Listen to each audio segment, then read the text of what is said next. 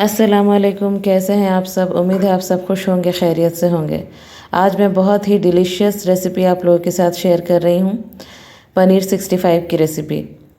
ये बहुत ही famous street food है। इसे हम स्टार्टर के तौर पर भी सर्व कर सकते हैं। एज ए स्नैक भी हम इसे सर्व कर सकते हैं। टिफ़िन में बच्चों के लिए भी बहुत इजी टू कैरी है। आप ट्रैवल में भी इसे आराम से ले जा सकते हैं। यूँ कह लीजिए, आप इसे डिनर, लंच हर वक्त सर्व कर सकते हैं। बहुत ही डिलीशियस रेसिपी है ये। जनरली ये थोड़ी ड्राई सर्व की जाती है, लेकिन रेस्टोरेंट वगैरह में हम थोड़ी ग्रेवी के साथ भी इसे ऑर्डर करते हैं, तो ये दो तरह की मिलती है वहाँ। ड्राई भी होती है, थोड़ी ग्रेवी के साथ भी बनती है। तो आज मैं इसे ग्रेवी वाली बना रही हूँ, ड्राई नहीं बना रही हूँ। तो इसकी रेसिपी देख लेते हैं। तो यहाँ मैंने पनीर लिया है, हाफ़ केजी पनीर है। मैंने इसे छोटे क्यूब्स में काट लिया है। और अब इसे हम कुछ मसाले डालेंगे इसमें। तो मैं बिल्कुल 1 पिंच मैंने हल्दी पाउडर डाला। 1 टीस्पून मैं डाल रही हूँ तीखी वाली लाल मिर्ची पाउडर। और फिर मैं ले रही हूँ 1 टीस्पून ज़ीरे का पाउडर। और 1 टीस्पून ले रही हूँ मैं भुने हुए धनिए के पाउडर। और बिल्कुल 1/4 टीस्पून मैं ले रही हूँ गरम मसाला पाउडर। और नमक अपने जायके के मुताबिक आप डालिए। और फिर बिल्कुल 1 टीस्पून मैं डाल रही हूँ लहसुन अदरक का पेस्ट। और 1 टीस्पून ही भरकर मैंने लिया वाइट पेपर पाउडर। तो अगर वाइट पेपर पाउडर आपके पास ना हो तो आप काली मिर्चों का पाउडर भी डाल सकते हैं। और अब मैं इसमें डाल रही हूँ आधी नींबू का रस।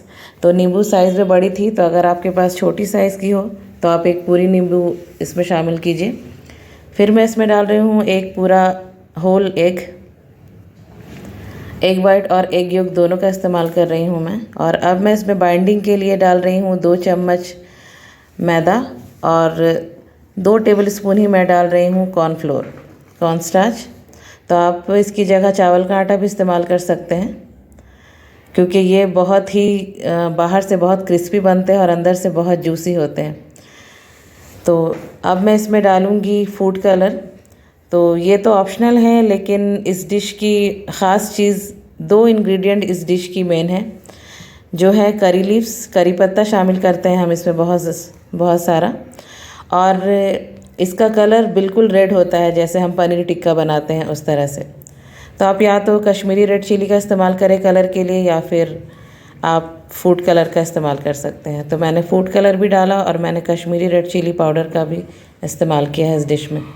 तो अब बहुत अच्छे से मैंने मसाले को कोट कर लिया है। मुझे फिर भी थोड़ा सा लग रहा है कि इसमें और कॉर्नफ्लोर जाएगा, तो मैं 1 टेबलस्पून और कॉर्नफ्लोर शामिल कर रही हूँ। बिल्कुल हल्के हाथों से हमें इसे मैरिनेट करना है, क्योंकि पनीर बहुत डेलिकेट होते हैं, आसानी से टूट जाते हैं। तो मैरिनेशन करने के बाद मर्ज़ी आपकी है, आप इसे 1 घंटा कम से कम छोड़ सकते हैं, लेकिन मैं इसे तुरंत ही फ्राई करूँगी।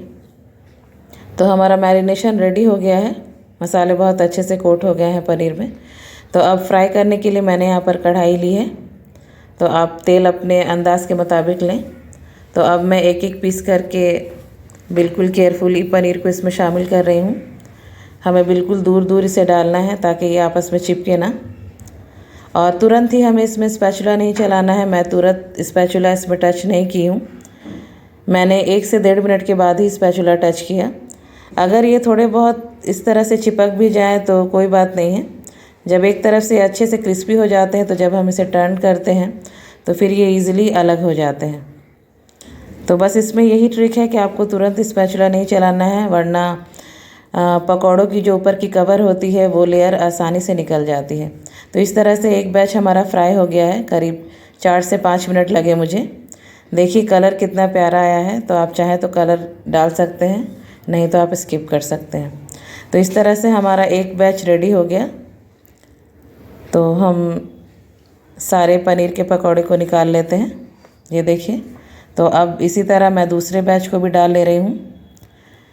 तो फ्लेम हमारा मीडियम पे ही रहेगा। बहुत लो फ्लेम पे हमें इसे फ्राई नहीं करना है, तब भी इसके लेयर निकल जाते हैं, पकौड़ों के लेयर। और बहुत हाई फ्लेम में भी हमें फ्राई नहीं करना है। तो इस तरह से देखिए, पकौड़ों के जो थोड़े से मसाले बच गए थे बॉल में, उसे हमें डिस्कार्ड नहीं करना है, वो हम ग्रेवी में यूज़ करेंगे। तो इस तरह से दूसरा बैच भी हमारा रेडी हो गया है। तो अब मैंने जिस तेल में फ्राई किया था उसी तेल को मैंने इस फ्राई पैन में डाला है। तो मैंने करीब हाफ कप ऑयल डाला है। तो तेल गर्म हो चुका है और अब मैं इसमें डाल रही हूँ कटे हुए लहसुन। तो ये 1 टेबल स्पून लहसुन है और इसे हमें बहुत ज़्यादा ब्राउन करना नहीं है, थोड़ा सा लाइटली सॉटे करेंगे हम इसे। और अब मैं इसमें डालूँगी हरी मिर्चें। तो मैं 4 हरी मिर्चों का इस्तेमाल कर रही हूँ, बीच से इस तरह से काट कर मैं डाल रही हूँ। तो आपको ज़्यादा स्पाइसी पसंद हो तो आप ज़्यादा हरी मिर्चें शामिल कर सकते हैं। तो इसे भी मैं थोड़ा सा सॉटे करने के बाद अब मैं इसमें डालूँगी जो इस डिश की जान है, करी पत्ता। बिल्कुल आप इसे स्किप ना करें क्योंकि इसका मेन इंग्रेडिएंट करी पत्ता है। तो मैं 1 मुट्ठी भर कर डाल रही हूँ। तो अब थोड़ा सा सॉटे करने के बाद मैंने 1 मीडियम साइज़ का प्याज डाला, ऑमलेट कट प्याज। इसे भी हम लाइटली सॉटे करेंगे। और अब मैं डालूँगी 1 टीस्पून लहसुन अदरक का पेस्ट।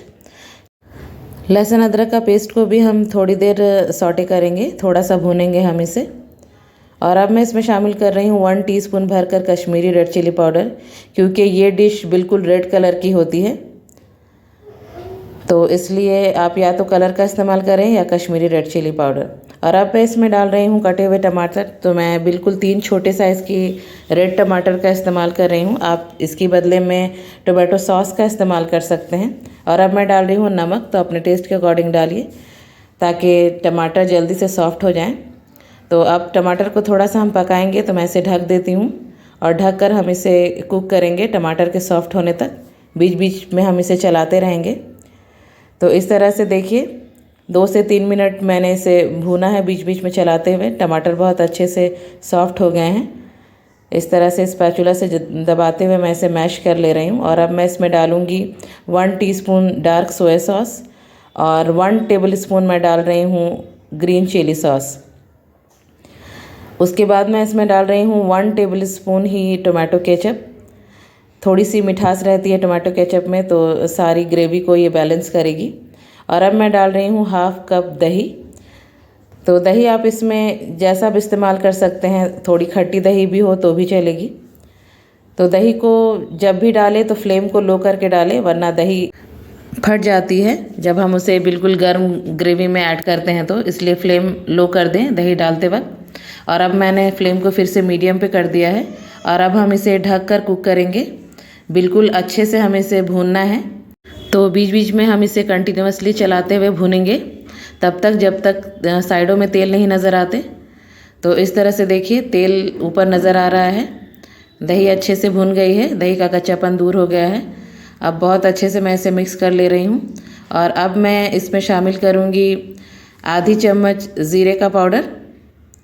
तो ज़ीरा पाउडर डालने के बाद अब इसमें हम शामिल करेंगे जो हमारे मसाले बच गए थे पकौड़े फ्राई करते वक्त। तो उसी में मैंने थोड़ा सा पानी शामिल कर दिया है, क्योंकि इसमें हमने अरारोट भी शामिल किया था। तो अगर इस तरह आपके पास भी मसाले बच जाते हैं तो आप इसी तरह पानी शामिल करके ऐड कीजिए। और अगर मसाले नहीं बचते हैं तो फिर आप कॉर्नफ्लोर की स्लरी बना लीजिए। 2 टीस्पून कॉर्नफ्लोर और 3 से 4 टेबल स्पून पानी के साथ आप एक पतला घोल बना लीजिए और उसे ग्रेवी में शामिल कर दीजिए। तो अब बहुत अच्छे से मिक्स कर लिया मैंने और फिर से मैं इसमें 1 हरी मिर्च शामिल कर रही हूँ। तो मैं मिर्चों को बीच से काट कर डाल रही हूँ और अब बहुत अच्छे से इसे मिक्स कर लेंगे हम। और अब हम इसमें शामिल करेंगे हमारे फ्राइड पकौड़े।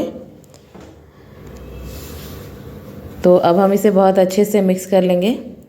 मैंने फास्ट मोड पे रखा है वीडियो को, इसलिए आपको थोड़ी लग रही होगी कि मैं बहुत स्पीड स्पैचुला चला रही हूँ, लेकिन बिल्कुल आपको इसे हल्के हाथों से चलाना है स्पैचुला, क्योंकि फिर पनीर की जो कोटिंग है वो निकल जाएगी। तो बहुत अच्छे से मिक्स कर लिया मैंने इसे। इतनी ग्रेवी मेरे लिए बिल्कुल ठीक है। आप चाहें तो इसे बिल्कुल ड्राई भी रख सकते हैं।